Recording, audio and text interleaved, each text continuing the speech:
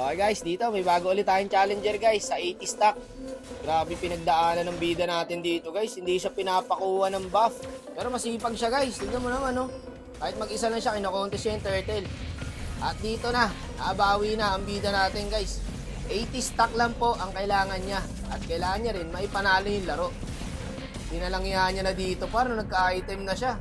Grabe pinagdaanan ng bida natin par bago siya magkaroon ng 58 stock. At dito guys, siya po ang naatasang gumawa ng ating challenge. So 80 stock lang guys at dapat may panalo niya yung game. Pag nagawa niya yun, magkakaroon siya ng 550 pesos. Dahil po may 50 na ad kasi po yung last challenger natin hindi nagawa.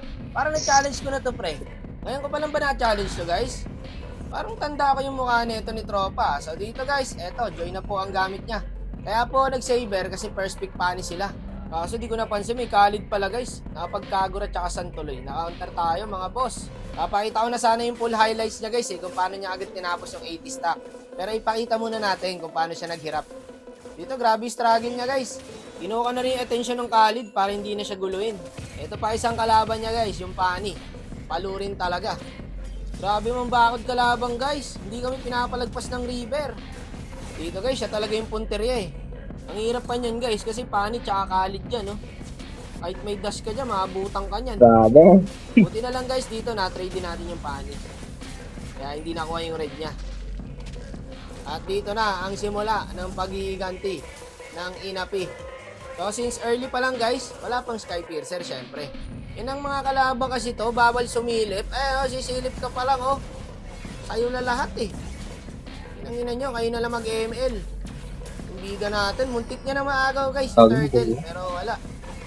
Mahusay talaga yung pani. So sa ngayon guys, ang napapansin ko sa bida natin, nananatili po siyang kalmado. Tiyangala ka. Kung nasa na lang ako, nandun yung Kagura. Eto na nga ba yung sinasabi ko, may Sky Piercer na siya dyan guys. Okay. Nakailan na ba? Meron ng 20. Ayun, naka 3 kills na pala siya. Okay. Eto na. Ang sarap po. Ganda ng pagkakawak pre oh. Double kill. Triple kill mo boss. Yun lang nakuha ng SAS. So 40 na po ang stock niya sa Sky Piercer. Kailangan niya lang po mapa 80 guys. Kaso namatay siya rito. Yun lang. So nabawasan guys. Yung 40 niya naging 28. Ito yung sinasabi ko guys. Na dapat maingat ka rin. Hindi lang basta kuha ng kill. Kailangan play safe ka rin para hindi mabawasan yung Sky Piercer mo. Wala na. Nakabuelo na si Tropa pre. Dito nga 2v1 no. Kinain niya yung dalawa, oh. Double kill. So, meron na siyang 58 stock, guys. Kaso, namatay siya ulit. Grabe, matay. So, yung 58 stock niya, guys, is bumaba ng 40. Hirap bilis mabawasan.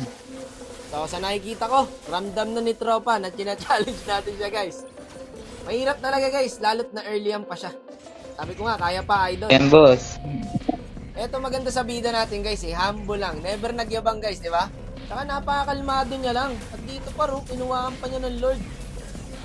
Sabagay, wala yung pani guys. Pero ang ganda pa rin yung ginawa niya dun guys. Kinontes niya mag-isa. Eto na. May 80 na ba? Wala pa no? Ilan na? 50 na par, 50 na. Namamatay kasi siya pre. Yan ang problema niya eh. Dito nagulat kami pre. Sinurprise clash kami ng kalaban. Hindi na ako pumalag dyan guys. Baka ma-one way kami. Maubos. Dito, pinalag ng Joy. Alam niya naman kasi kaya niya eh. 80 na yata. Ano lang, boss, wak. O, isa na lang daw pala. 70 na guys. Isa na nga lang. Grabe pinagdaanin ni Tropa. At dito par, nag-segue yung pani. Kaya binigyan na natin. Kaso naka rose gold guys. Dito, pinalagang ko. Piso. Puti na lang par. Andun yung Joy. So, ayan yung pang 80 stock niya guys. Okay na. Kailangan niya na lang po ipanalo yung laro. So, 80 stock na siya guys. Kahit mamatay na siya dyan guys at mabawasan yung stock niya, okay lang par. Kasi imposible na yung sinasabi ng iba sa comment section guys na dapat hanggang matapos daw yung laro naka 80 stock. Guys, mahirap po yun kung isipin nyo. So okay na tayo sa ganitong challenge lang guys, yung makatotohanan. Para hindi rin masyadong mahirap sa mga challenger natin guys. Kasi kahit paano par, malaking bagay na rin no, yung papremyo natin. At eto na, mabalik na tayo sa game pre. Ano na nangyari? So mukhang nagka-tradean lang guys. Sayang na-reset pa yung Lord. Wala, patay yung pani, patay rin yung Joy. Eto guys, mukhang huling clash na to. Kung sino na makakuha sa Lord, yun na panalo rito. At dito par, naispata natin yung marksman. Kaso hindi natin na-combo. Wala na kasi ako mapapatay dyan guys. May mga pang-counter sa ulti ko eh. Sorry akin. Pero eto, focus tayo sa bida guys. Tignan nyo guys sa minimap kung nasan yung bida natin. Akala ko nga nalugi na kami dito sa Clash eh. So kailangan na lang ng bida guys. May panalo nyo tong laro na to. Ayun, napitas nyo yung Sun pre. Ito, Retrian no. Tignan natin. Ayun, napunta sa Joy. Nakabawi pre. Grabe yung pinagdaanan niya. Bago siya maka-80 stack. Bago rin kami manalo. Huwag nyo tignan yung deaths ko guys ha. Balatin nyo na sa akin to. Ang hirap 5 talaga eh. boss. Wala, hirapan ako sa hero ng kalabang guys. Easy 5H daw. Easy 550 po. May extra 50 guys. Kasi yung last natin na challenger hindi nagawa. At ayun, ay panalo niya yung game guys. At nakabuo siya ng 80 stack. Yun ang mahalaga. So easy 550. Hindi biro ang pinagdaanan niya guys ha. So deserve din talaga ni tropa. Saka humble lang guys no. Hindi mayabang. De.